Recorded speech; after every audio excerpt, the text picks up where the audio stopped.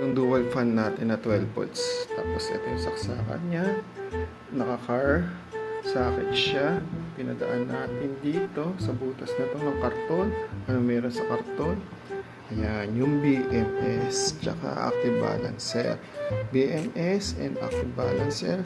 Tapos ito, yung mga wire ng car socket niya. Ayan, ayan, ito, yan. Yan. Tapos ito naman yun sa charger ng cellphone. Charger ng cellphone. Ayan. Tapos yung battery, wala, di ba? Siyempre, yung battery nasa likod. Ayan. Ayan yung battery natin. Testing natin paandar niya electric pan. Dual. Dapat aangat ito. 1, 2, 3. Ayan, umangat, di ba? Lakas din ng hangin. Swabe. Ang sarap ng hangin. Ang lamig din. Ang lakas din talaga. Naka number 1 lang yan. Tapos number 2 natin.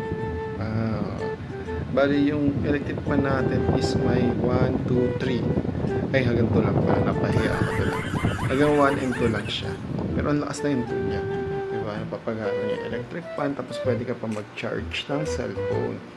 Yan. Sasalpak mo ito yung charging port natin na 3.0 yan. Fast charging yan. Yan yung battery. Diba? Ang angas ng karton natin. Sarado natin yung karton natin. Yan. Yan. Diba? Ang angas. Pero hindi pa ito yung final setup natin.